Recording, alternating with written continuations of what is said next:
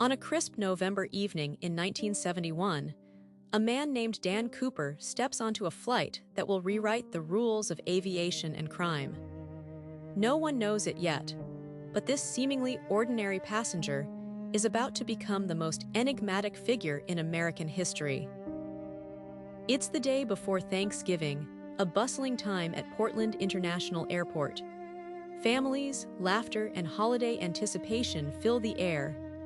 Among the crowd stands Cooper, dressed sharply in a dark suit, black tie, and dark sunglasses.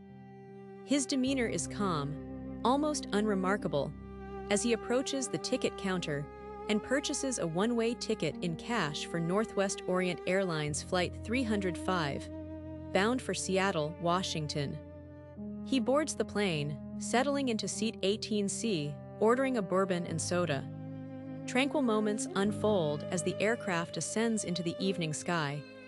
But 30 minutes into the flight, the atmosphere shifts.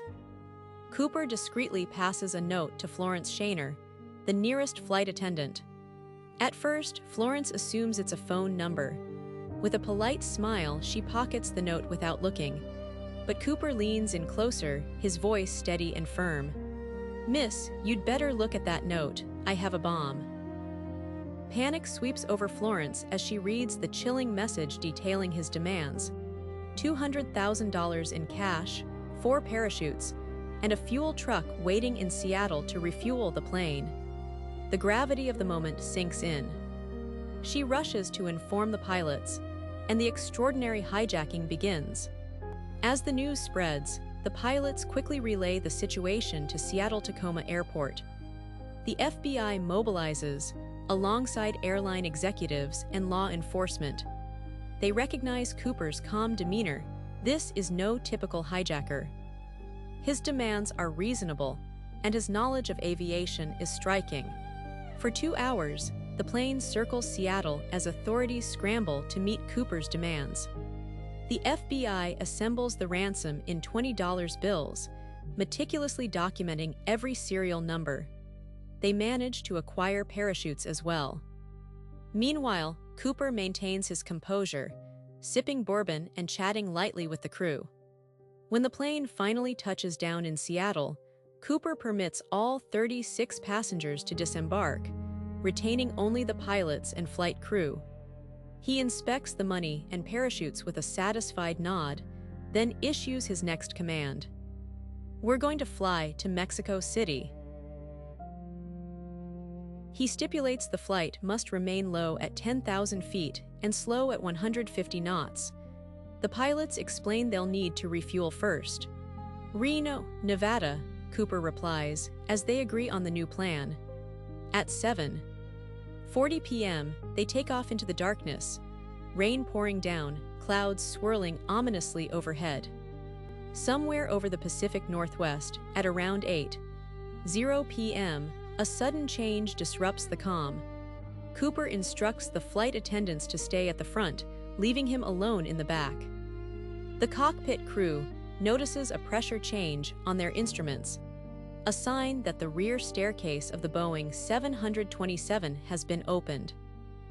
In that moment, Dan Cooper leaps into the abyss, plunging into the stormy night with $200,000 strapped to his body and a parachute on his back. The plane lands in Reno, the rear staircase still lowered, his tie and pearl pin left behind, 2 parachutes untouched.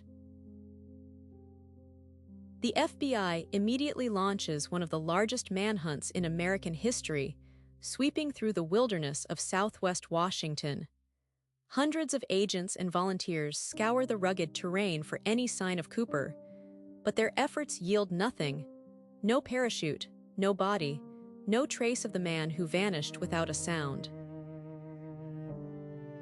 Years pass, and the FBI embarks on its longest-running investigation, dubbed Norjack. They interview thousands, pursue countless leads, yet the mystery remains unsolved. Every new tip leads to dead ends, but the intrigue never fades. In February 1980, nearly 9 years after the hijacking, a young boy named Brian Ingram uncovers something remarkable on the Columbia River's banks during a family picnic. He digs into the sand, revealing a bundle of decayed 20 bills, $5, 800 in total. The serial numbers confirm it, S. Cooper's ransom money, but questions arise. How did it end up there? Did Cooper perish after his jump?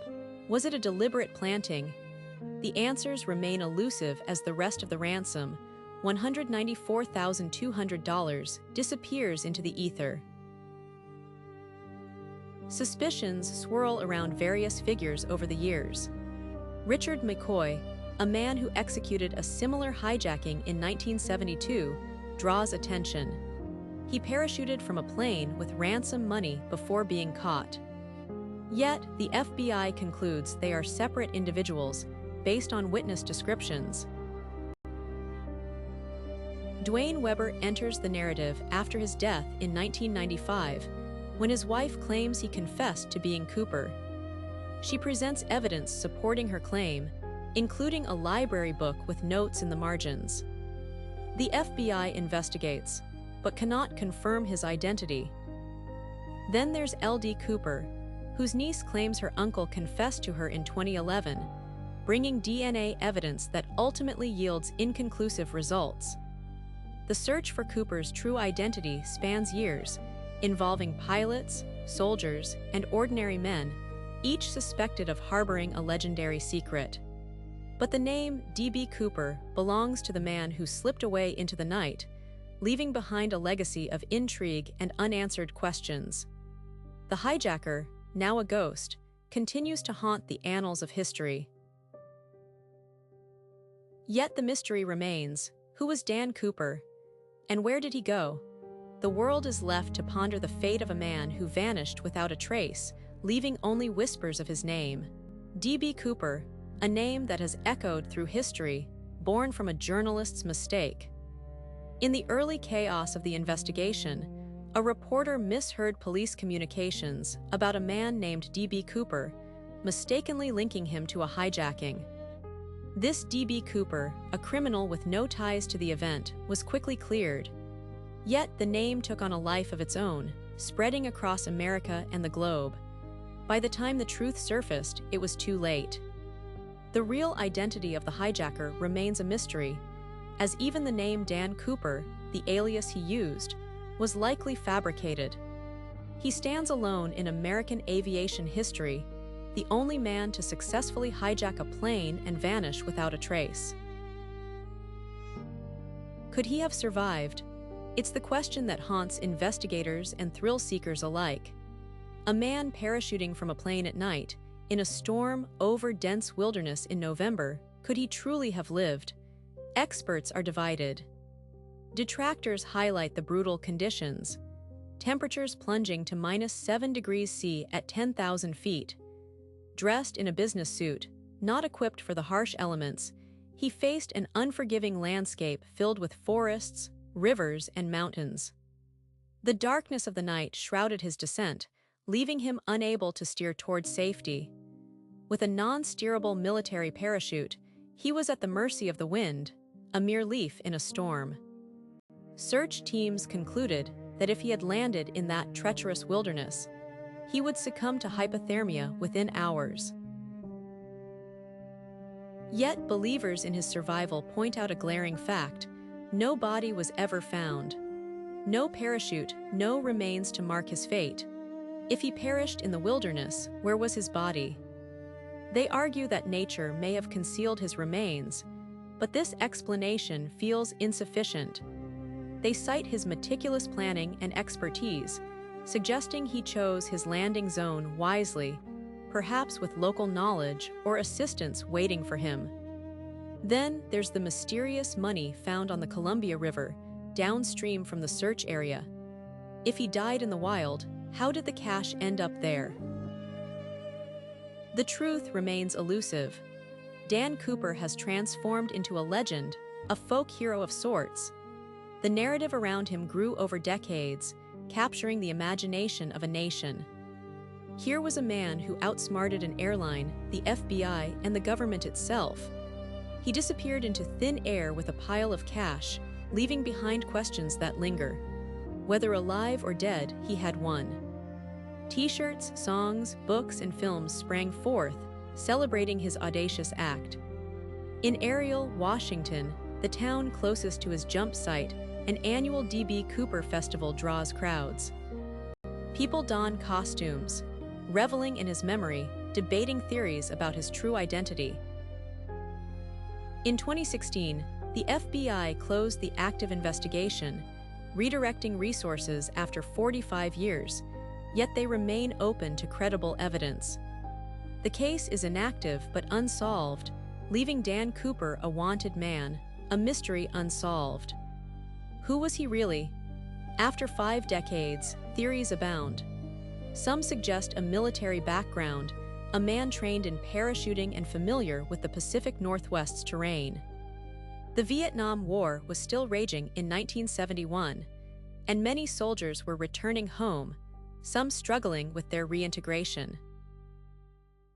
Another theory posits that Cooper had insider knowledge about the Boeing 727, specifically the unique rear staircase, suggesting he may have worked in aviation.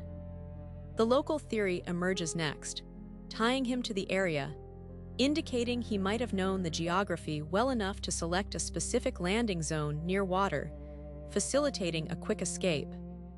The escape theory proposes that he may not have acted alone, hinting at someone waiting on the ground, a car, a boat, a safe house, a partner aiding his disappearance.